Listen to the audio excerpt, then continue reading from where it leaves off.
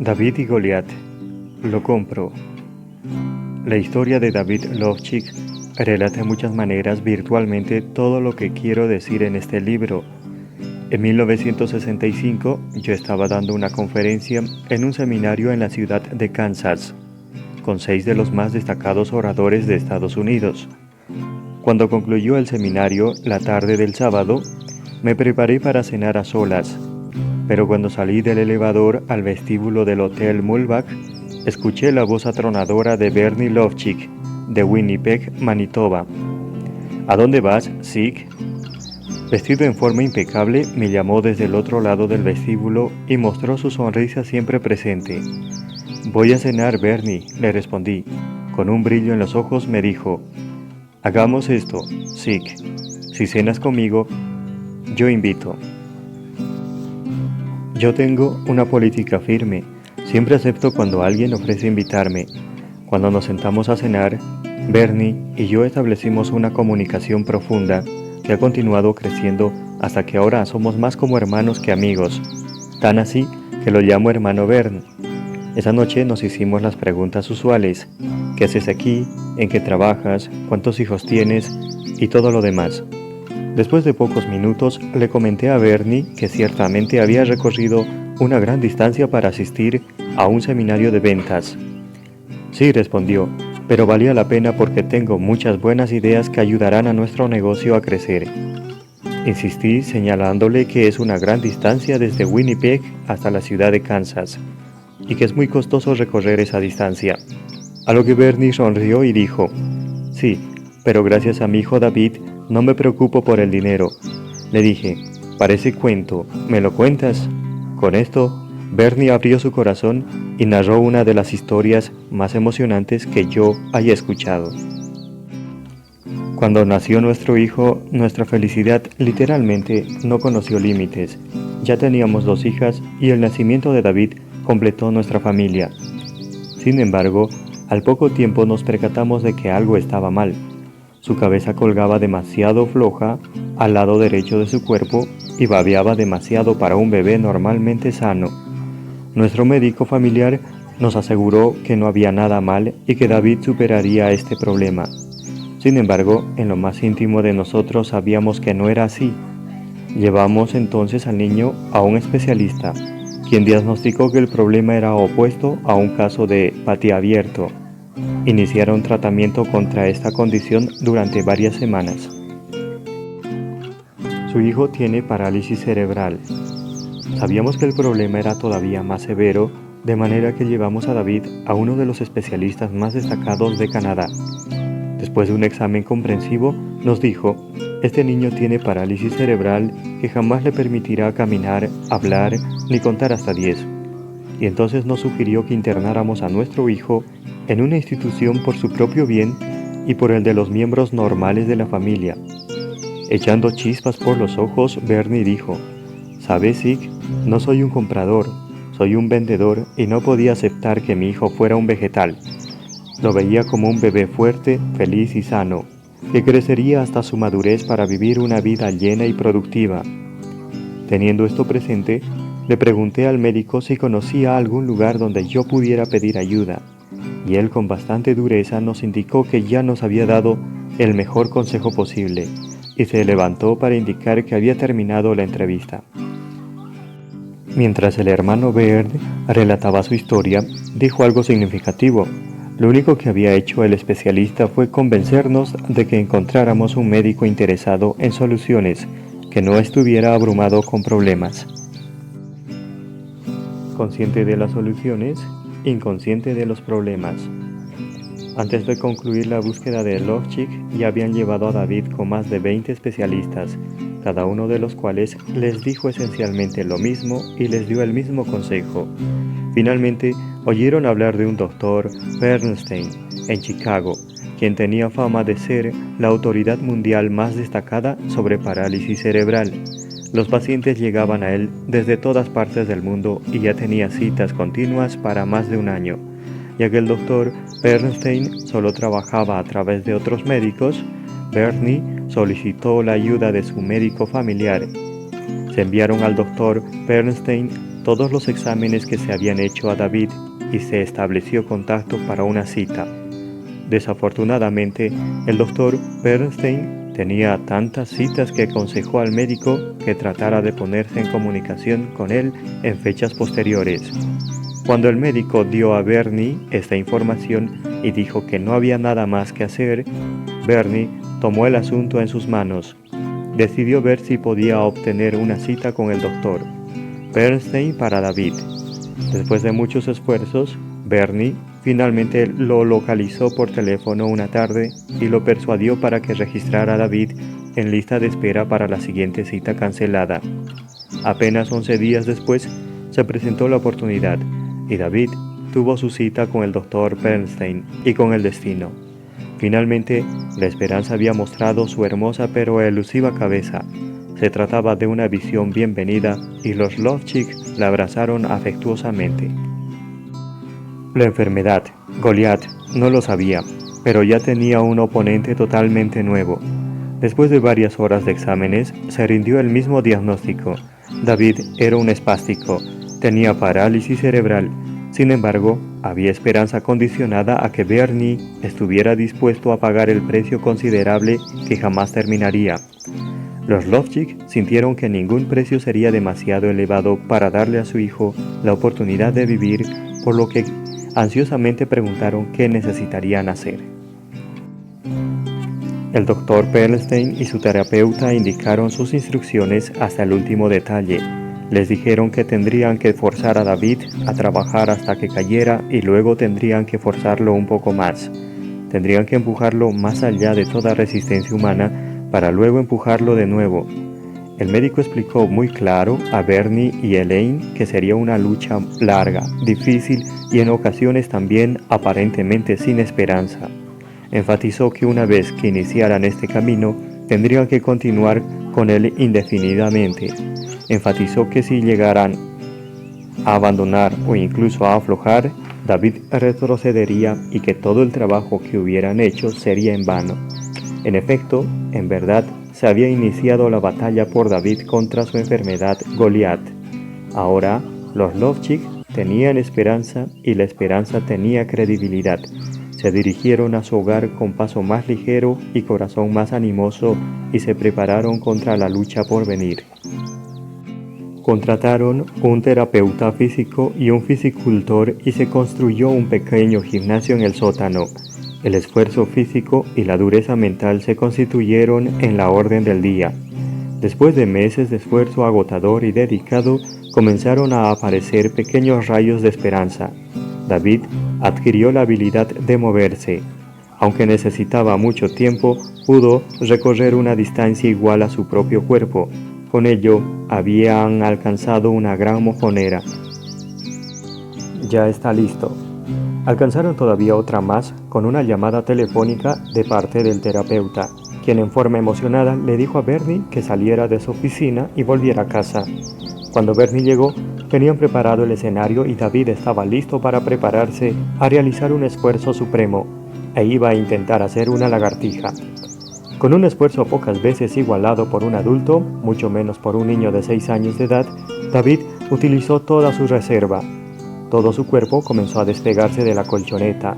El esfuerzo emocional y físico fue tan intenso que no había un solo centímetro de piel seca de su cuerpecito. Después de terminada esa única lagartija, la colchoneta parecía como si se hubiera empapado en agua. David, el terapeuta, mamá y papá dejaron fluir libremente las dulces lágrimas que demuestran claramente que la felicidad no es un placer, sino una victoria.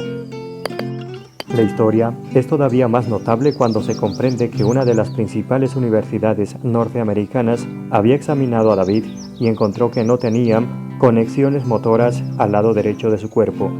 Que su sentido de equilibrio era tal que tendría dificultades serias en aprender a caminar y jamás podría nadar, patinar o andar en bicicleta. En efecto, Goliat, la enfermedad, estaba siendo derrotada con vergüenza. De la mayor importancia, mientras derrotaba así a Goliat, David aprendía de la experiencia y enseñaba mediante el ejemplo algunas de las lecciones verdaderamente grandiosas de la vida. Su progreso fue constante y, de acuerdo con los expertos médicos, incluso espectacular. David es verdaderamente un niño notable que ha realizado un avance considerable, lo que no es de sorprender debido a que sus padres vieron en él a un niño vibrante y creciente que recorrería todo el camino hasta la buena salud. En la actualidad, este niñito está en el proceso de desgastarle las llantas a su cuarta bicicleta, la que usa cuando hace demasiado calor para patinar en hielo o cuando no maneja su auto. Aprender a patinar en hielo fue doloroso, aunque le tomó casi un año aprender a mantenerse en pie con los patines y con ayuda de un bastón de hockey, insistió en ello día con día. Pagó el precio necesario para vencer sus obstáculos y logró también el éxito que jugó de ala izquierda con el equipo local de hockey. Incluso después de esos éxitos, el médico dijo que quizás necesitaría unos 2 años para aprender a flotar. Aunque comenzó a hacerlo a las 2 semanas y a nadar antes de que terminara el primer verano, David ha llegado a hacer hasta 1000 lagartijas en un solo día y una vez corrió 9.6 kilómetros sin parar. A los 11 años, comenzó a jugar golf y aplicó el mismo entusiasmo y determinación que a todo lo que ha emprendido. El resultado es que ya batió los 90. Es excitante observar a David crecer y saber que todas las características que está desarrollando y los principios que está aplicando para lograr el éxito físico y académico lo llevarán igualmente lejos en su campo elegido de esfuerzos. También es excitante saber que usted puede desarrollar las mismas características, aplicar los mismos principios y lograr en la vida el mismo grado de éxito que está alcanzando David. Mentalmente, David está en tan buena forma como lo está físicamente. En septiembre de 1969 fue aceptado en la escuela St. John Ravencourt para niños, que es una de las escuelas privadas más exigentes de Canadá. Mientras estaba en el 7º grado, David se desempeñó bastante bien en matemáticas del 9º grado, lo que no es malo para un pequeño niño que, de acuerdo con los médicos, jamás podría contar hasta 10. El 23 de octubre de 1971, mi esposa y yo tuvimos el privilegio de asistir al Bar Mitzvah de David Lovchik. Yo hubiera querido que usted asistiera a la ceremonia para ver a David dar ese paso gigantesco hacia la hombría, con ojos claros, voz firme y pasos firmes entre un grupo grande de amigos y parientes amorosos de Estados Unidos y Canadá. David se hizo hombre. Su comportamiento fue destacado, lo que no era de sorprender, ya que se había estado preparando durante toda su vida para esta ocasión. Abajo, pero no afuera. Sí, claramente Goliat está en la lona, pero es igualmente claro que no ha sido derrotado y que quizás jamás lo esté. David debe de ejercitarse intensa y regularmente por el resto de su vida. Incluso, unos pocos días de descanso cuestan un precio. Como cualquier joven de 17 años, hay días en que él preferiría mucho más estar con los otros muchachos. Sin embargo, cuando llega la hora de los ejercicios, comprende lo que tiene que hacer y se dirige al gimnasio. Desde luego, no todo es trabajo debido a que además de sus padres, tiene a sus hermanas mayores, una multitud de amigos y muchos parientes que representan mucha compañía y una sección bastante estimulante. Una de las ocasiones memorables para David ocurrió en febrero de 1974, cuando se extendió una póliza de seguro de vida total por $100,000 sobre la vida de David. La póliza fue extendida en base estándar, lo que de acuerdo con mis mejores conocimientos señaló la primera vez que una víctima de parálisis cerebral calificara para este tipo de contacto. Lograr es contagioso. Quienes conocen a la familia Lovchik rápidamente le explicarán que cada miembro representó un papel vital en la vida de David y que tuvo el privilegio de crecer con él. Cada uno destaca y contribuye a la familia y a la comunidad. Una de las partes más significativas de esta historia es que junto con el tremendo crecimiento y desarrollo de David, el de Bernie ha sido igualmente sorprendente. En verdad, Bernie es el hombre no educado más completamente educado que yo haya conocido. Oficialmente terminó el 7º grado, pero pasa todos los días de la vida en la escuela. Aprende algo de cada quien y su búsqueda por la excelencia lo califica como una de las mentes comerciales más astutas que yo haya encontrado. De necesidad, Bernie trabajó tanto más duro como más astuto en su carrera comercial como en su vida personal. Durante un periodo de 7 años, trabajó 7 días y 7 noches a la semana, tomándose solamente una noche libre durante todo este periodo. Por sí sola, esta proeza indica que tenía mucha dedicación, determinación, deseo y devoción. Durante su búsqueda, Bernie descubrió que en una vida exitosa y feliz, usted puede obtener todo lo que quiera si ayuda a un número suficiente de otras personas a obtener lo que desean. Aplicando este principio a su empresa, construyó la mayor compañía de artículos de cocina de Canadá y logró la independencia financiera en el proceso. De acuerdo con cualquier estándar, David y quienes le ayudaron tienen bastante éxito. Fue una lucha por equipo y una victoria de equipo en que cada uno desempeñó un papel importante para atender a Goliat en la lona. Cada uno representa una parte significativa para mantenerlo ahí. Todos los ingredientes. Teniendo presente la historia de David Lovchik, volvamos a la gráfica de la escalera hacia la cumbre. De bebé, obviamente David no podía tener su imagen propia sana, que es el primer escalón de la gráfica. Sin embargo, a la vista de sus padres, era un pequeño que merecía tener y que iba a tener su oportunidad en la vida. En sus corazones y mentes vieron a David como es hoy, y se vieron capaces de darle esa oportunidad. El principio de una imagen propia sana es tremendamente evidente en esta historia. El segundo principio, o escalón, de su escalera a la cumbre es sus relaciones con otros. Es obvio que hay muchas personas que participaron vitalmente en el crecimiento y desarrollo de David Lovchik. Médicos, enfermeras, terapeutas, profesores y demás, todos tuvieron un papel. La sangre, sudor y lágrimas fueron más tolerables debido a la paciencia y amor desarrollados a través de la relación entre los padres, David y los profesionales involucrados. Sin ayuda, y mucha de ella, el caso de David ciertamente hubiera sido desesperado. Por fortuna, recibió la ayuda que necesitaba y se hizo un ganador. Quienes ayudaron a David también fueron ganadores debido a que quien ayuda a otros a subir llega más alto. El tercer principio que abarcamos fue la importancia de los objetivos, cómo fijarlos y cómo alcanzarlos. En la historia de David fue evidente cada uno de los aspectos de la fijación de objetivos, en combinación con los que la familia tenía para David. Bernie también se impuso sus propios objetivos personales de trabajo y financieros. Al principio, Bernie no podía soportar fácilmente la pesada carga médica impuesta por el tratamiento de David, pero hizo lo que siempre han hecho los campeones. Se creció ante el castigo. Ahora obtiene de la vida todo lo que quiere, ayudando a David y a otros a obtener lo que desean. El cuarto principio que abarcamos fue la actitud mental correcta. Como ya sabe, esto abarca un área extensa, la que ilustra perfectamente la historia de David Lovchik. La actitud que tomó su familia fue transmitida a David. Le demostró que podían trabajar a razón de un día a la vez, tomar un paso a la vez, hacer de los obstáculos piedras sobre las cuales caminar y reaccionar en forma positiva ante las situaciones negativas. Jamás ha habido una familia más positiva que los Lovchik. Inicialmente eran positivos para David, más adelante su positividad fue transferida hacia David. El quinto principio se refirió al trabajo y la historia de David ajusta bien ahí. Para darle una idea, la siguiente vez que se queje de que un día apenas tiene 24 horas, permítame instarle a que recuerde a David Lovchik. Durante años, solo contaba con días de 21 horas debido a que literalmente invertía 3 horas diarias en su lucha física por mantenerse a mano con la parálisis cerebral. En la actualidad, sus exigencias de tiempo todavía son enormes.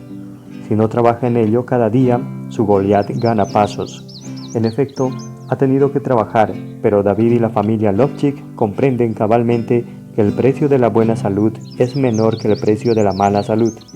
No sienten que pagan un precio, saben que disfrutan un precio.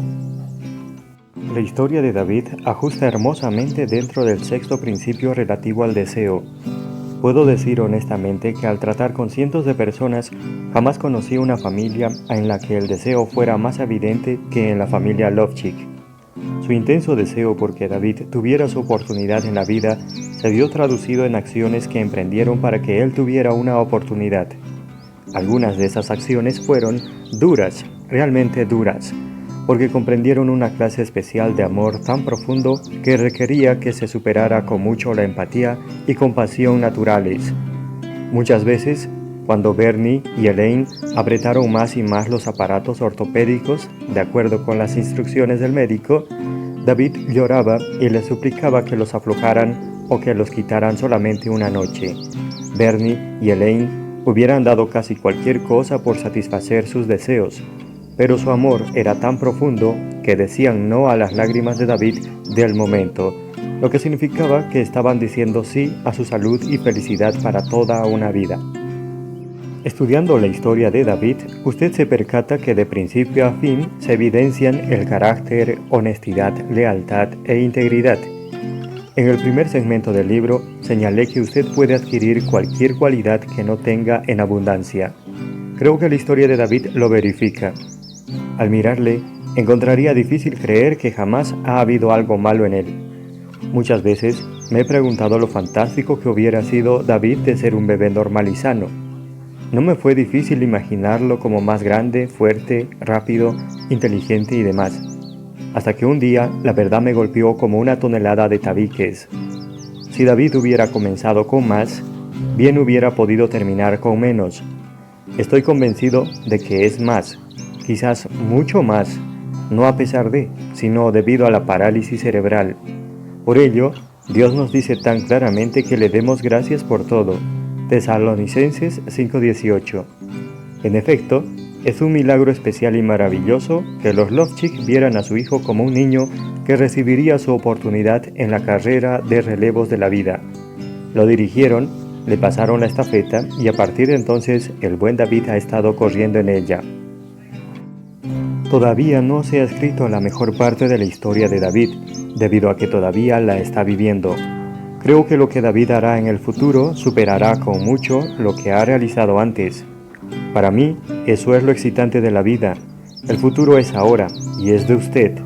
Como David, usted puede hacerlo como lo desea. En lo que resta del libro, se usarán los términos América, Estados Unidos de Norteamérica indistintamente para referirse a este país, americanos y norteamericanos para los ciudadanos nativos o residentes del mismo. América, la hermosa. Empresa libre contra comunismo. En todo este libro le he estado relatando una diversidad de historias acerca de personas como usted y yo. Como expresé antes, creo que la vida es una historia, así es que he tratado de unir estas historias a la vida para ayudarle a usted a ser más y tener más. Estas historias involucran a personas de todas las razas, credos y colores y provienen de todos los órdenes de la vida. Aunque difieren de muchas maneras, cada uno comparte el aspecto común de que viven en un sistema de libre empresa que les permite utilizar más ampliamente sus habilidades. Mis viajes desde Perth, Australia, hasta París, Francia, combinados con la palabra hablada y escrita, me han permitido comparar la libre empresa en Estados Unidos contra el resto del mundo. Y Estados Unidos gana con mucho. Ejemplo simple, el joven norteamericano promedio vendedor de periódicos que trabajaba en el sistema de empresas libre gana más dinero que 50% de los trabajadores del mundo. Ahora pongo énfasis en el sistema de libre empresa debido a que algunos de los principios por los que abogo en este libro no podrían producir resultados positivos tras de las cortinas de hierro o de bambú. En este capítulo final hago una advertencia en contra de los peligros que nos amenazan y sobre lo que usted puede hacer por mantener a América y a usted libre y grande. En Cuba existe una excelente comparación entre la empresa libre y el comunismo.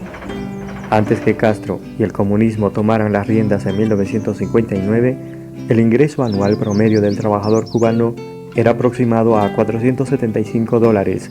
Todo abundaba, nada estaba racionado y se podía viajar por el país a voluntad. Hoy día, la libertad personal es algo del pasado y la esperanza individual solamente un recuerdo. Bajo el comunismo, el ingreso promedio del trabajador cubano en 1974 fue aproximadamente de $325, que comprarían menos de un tercio de lo que hubieran comprado $475 en 1958. Casi todo está racionado en la Cuba de hoy, y no se puede disponer de muchas cosas. Los viajes están restringidos y nadie puede salir del país. Castro detuvo la emigración después de que los cubanos amantes de la libertad abandonaron por millares todo lo que poseían a cambio de la libertad en Estados Unidos. En Rusia, país natal del comunismo, la libertad personal está tan limitada que incluso cuidan celosamente a sus muestras más preciadas, atletas y artistas, cuando salen del país. Y a menudo sus ganadores de premios Nobel no pueden acudir a recibir los galardones. La libertad de religión solamente es un recuerdo nebuloso. La disensión política es una invitación al desastre y la emigración a otros países es poco menos que imposible. En cuestión de bienes materiales, el ruso trabaja 1000 días para comprar un auto de tamaño mediano y tiene que esperar 6 largos años para recibirlo. Incluso entonces, los viajes están restringidos, la gasolina es costosa y son escasas las carreteras pavimentadas. Por comparación, un norteamericano puede comprar un auto de tamaño mediano con el trabajo de 100 días, puede obtener entrega inmediata sobre 200 modelos distintos y puede ir a cualquier parte de su país sobre el sistema de carreteras más complejo del mundo. Un ruso trabaja 300 horas para comprar un refrigerador y espera meses a que se le entregue. En América se puede comprar un refrigerador mejor para entrega inmediata con 30 horas de trabajo. En Rusia, todo lo que no sea esencial significa una cola larga, a menudo para encontrar desilusión en el extremo. Que el sistema de libre empresa trabaje tan bien en la propia Rusia es fuente de bochornos. Durante el régimen fuertemente represivo de Stalin, este estuvo de acuerdo en permitir a los agricultores que tuvieran un pequeño terreno junto a sus casas para que cultivaran para su uso propio. Esta tierra comprende menos del 4% de la tierra total bajo cultivo, pero cerca de un tercio de la producción agrícola total de la Rusia soviética proviene de este 4%. Específicamente, esta tierra de libre empresa produce más del 60% de las papas, la mitad de la leche, 3/4 partes del huevo y casi la mitad de la producción de carne del país. El incentivo es el alma del éxito, sin importar la nacionalidad de usted. A pesar de sus aseveraciones, no existe ningún país comunista del mundo que se pueda alimentar por sí mismo. El comunismo es tan ineficiente que algunos expertos creen que Rusia se desplomaría en 15 o menos años si les retiráramos la asesoría agrícola y técnica que los está sosteniendo. Cualquiera que piense abrazar el socialismo solamente debe de mirar por sobre el muro hacia Alemania Oriental comunista o visitar Cuba, China o Rusia para ver la realidad del comunismo en vez de la teoría. Se trata de dos animales diferentes. El comunismo dice que todos son iguales, lo que es cierto, todos son igualmente pobres. Parafraseando a Winston Churchill, el problema del capitalismo es la distribución desigual de la riqueza, en tanto que la virtud del socialismo es la división pareja de la miseria.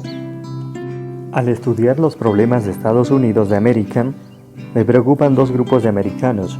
Uno es como el individuo que rehúsa someterse a examen porque sospecha que tiene cáncer. Ciegamente dice, América no tiene problemas. O, no se preocupe, América siempre ha salido avante, no me hablen de ello. El segundo grupo dice, bueno, ¿qué puedo hacer? Estoy solo y ahora ya es demasiado tarde. Si su casa estuviera en llamas, querría saberlo para tomar una cubeta de agua para tratar de apagar el incendio. El propósito de este capítulo es decirle que su casa, América, está quemándose y darle varias cubetas de agua para que pueda ayudar a apagar las flamas. El incendio que está quemando a América se inició en forma bastante parecida a cómo se cuecen las ranas. La teoría de la rana. No se cuece una rana arrojándola a agua hirviente, porque salta hacia afuera con mayor rapidez de la que usted la mete, sino que la pone en agua fría y enciende la llama. Al calentarse el agua, la rana se relaja y echa una siesta. Ya conoce el resto de la historia. Se despierta muerta. Es cocinada hasta morir. En la actualidad, ningún enemigo atacaría directamente a América. En la Primera Guerra Mundial, Alemania, y en la Segunda Guerra Mundial, Japón, utilizaron ese asalto directo con resultados desastrosos. El enemigo que encaramos hoy día es mucho más sutil e infinitamente más poderoso y peligroso que Japón o Alemania. Es el comunismo, que comenzó bajo otra bandera en la década de 1930. Por entonces, los norteamericanos compraron el concepto de comida gratuita, de que podían aumentar sus riquezas canalizándolas a través de un gobierno centralizado en Washington. En consecuencia, comenzamos a elegir a los representantes más prometedores para los puestos políticos. La rana estaba en el agua y ya estaba encendido el fuego. Con el correr de los años, los políticos que buscaban votos aprobaron legislaciones liberales con el dinero de los trabajadores. Por justicia, debo señalar que no todos los políticos son de oficio. Muchos políticos son ciudadanos que regularmente confrontan a los funcionarios electos con dos demandas. Primero, deben de hacer algo para reducir el gasto ridículamente alto del gobierno federal y segundo, deben de imaginar una forma de obtener más fondos federales para la gente de nuestro pueblo.